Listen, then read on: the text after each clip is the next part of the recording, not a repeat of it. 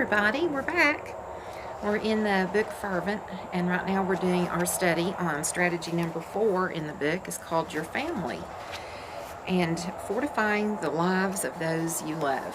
I hope everybody's having a good day. I hope everyone's ready for a good weekend. It'll be here before you know it. Today's Wednesday. Today's Wednesday. Tomorrow's Thursday because tomorrow's garbage day.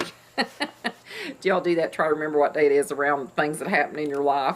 Tomorrow's garbage day. But anyway, I'm glad you're all here. If you don't mind, we're going to start with a prayer. I usually start these with a prayer. If I don't do it on here, I do it before I start. But anyway, we'll do a quick prayer if you don't mind. Dear Heavenly Father, thank you so much for all my friends here with me today and those that are watching. Please be with all of us, Lord, and help us to learn something today and to put it and apply it in our lives. Thank you for bringing this study to us and to the people that prepared it and wrote it for us to study. And we give you all the grace, honor, and glory that you deserve, dear Lord, and we thank you so much for loving us and forgiving us of our sins. And we say all these things in your precious holy name. Amen. Okay, now we're going to talk about our family. We don't like nobody messing with our family. Nobody. Not our kids, not our husband, not our parents, not our kin, not our relatives, nobody. We don't want nobody messing with us.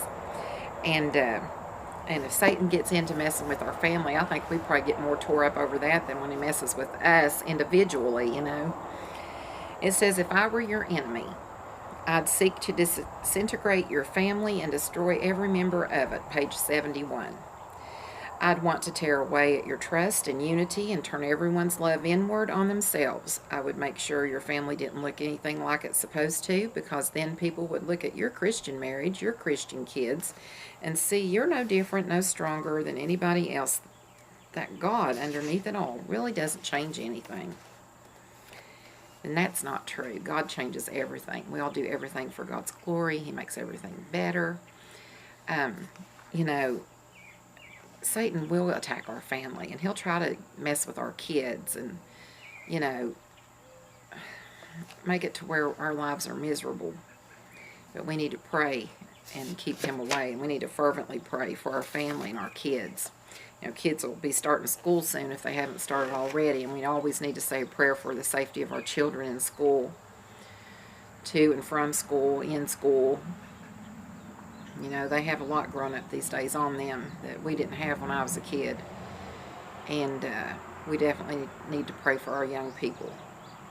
Satan will work however he has to draw us away from God and to blame God for things. So we've got to do whatever we can to make sure that he doesn't do that. And praying fervently and meaning it and just really, really, really praying hard is what we need to do.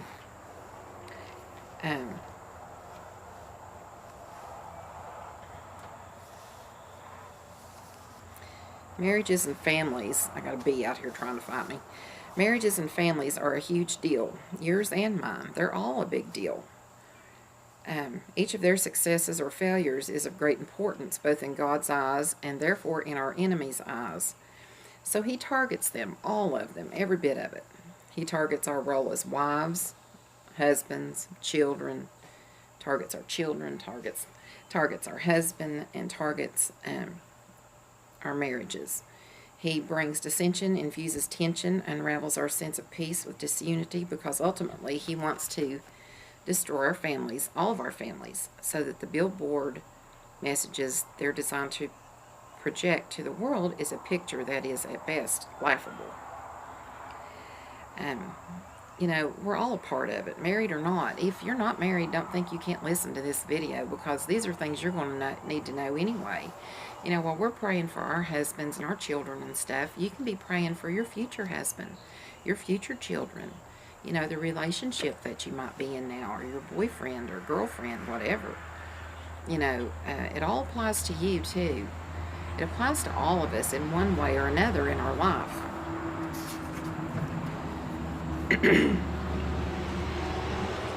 You know, when we get trouble in our marriages and in our life, it all bears the mark of an outside enemy, one who hangs around our family but isn't part of our family. He's the one who wants your marriage to suffer. He's the one who wants your home to be a dueling battleground. He's the one who's most invested in sending each of you out the door every day, vulnerable and susceptible to temptation, needy for the unconditional love and acceptance that you're supposed to be getting and receiving and giving at home.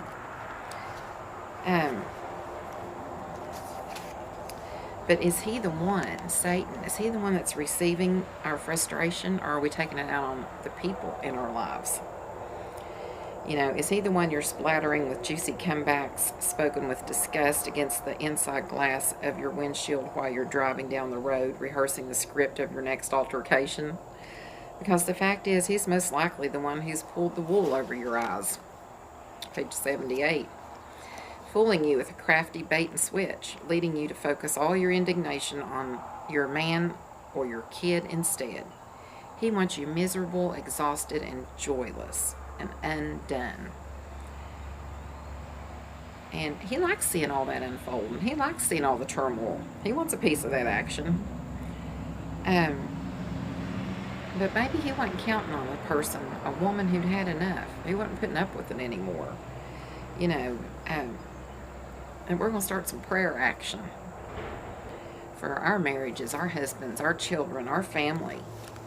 You know, extended families, aunts, uncles, cousins. You know, everybody gets in tiffs every now and then with their family members. Everybody sometimes is too much into each other's business, even though we care about each other and stuff. You know, it still makes it hard. But, you know, people fall out and stuff in families. But we need to really realize that Satan's the one that's doing that. It's not, you know, he's putting these rifts in our families. But forgiveness is something we need to work on within our families. You know, we can forgive. Christ forgives us all the time. He forgave our sins. And we need to try to forgive. I know it's hard to forgive and forget what people have done to you. It is humanly hard to do that, I know. But we need to try to do the best we can to move on with our lives. Forgive and just move on. You don't have to stay right there, you know, in that rut. Just get over it and move on, because Satan will leave you in that rut as long as you'll stay, you know. So just do the best you can with that. You know, we can't change people. We often want to try to change our husbands and stuff. But, you know, maybe we need to change. Maybe we need to turn the mirror around, you know, instead of shining it in his face on him, shine it on ourselves. We're not perfect either, you know. It takes two to tango, they say. So, you know, it doesn't mean that we're all, I thought somebody was coming up the road. We're not all innocent in everything that goes on in our family lives. And our children, you know, our kids and stuff, they're kids, you know. They go through things.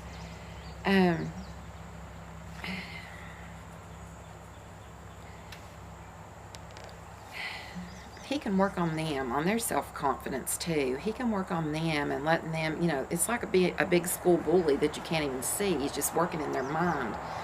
You know, those, you know, they don't like you. That's why nobody sits with you at lunch. They think you smell. They think you're ugly. They think you don't matter. They think you're poor. They think your outfit's stupid. You know, Satan works on our kids too. So, you know, we got to be careful with the frame of mind the state of mind that our kids are in, because we don't know what's going on in their heads, you know.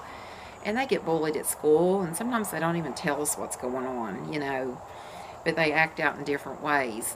So please be aware that, you know, our kids have a lot on them too. And let's try to be more, you know, caring and try to get down to the bottom of stuff and just take time to slow down and be quiet. I mean, our quiet time's in prayer, yes.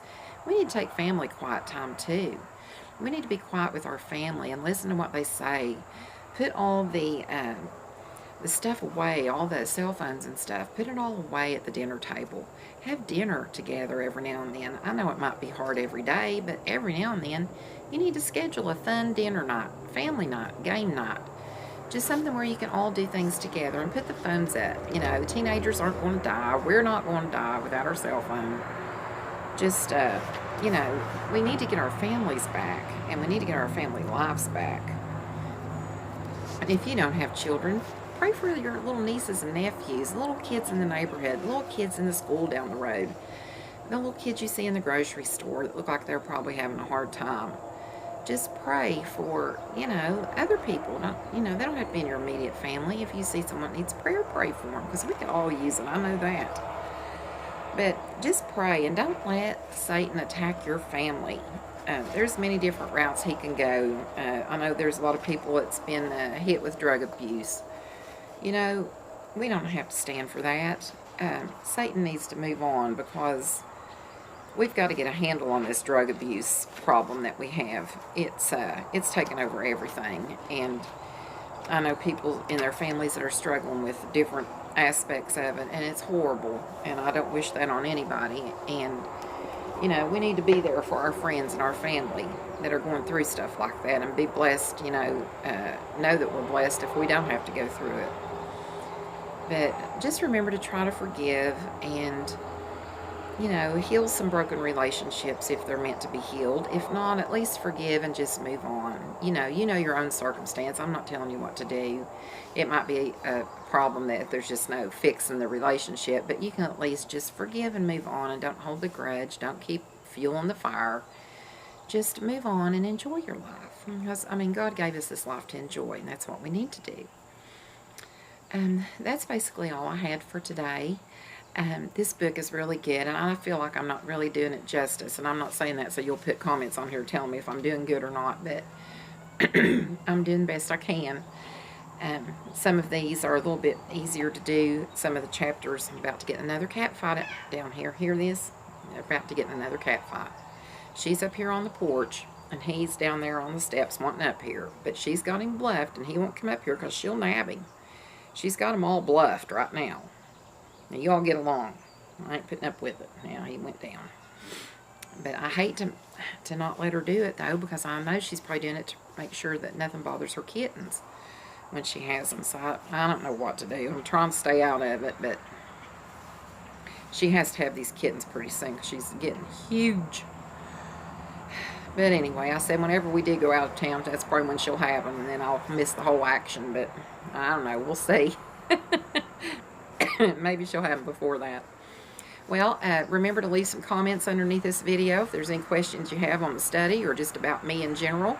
I'm doing a get to know me, so I'm just waiting on some questions to be added up on here, and then I'll answer a whole bunch of them.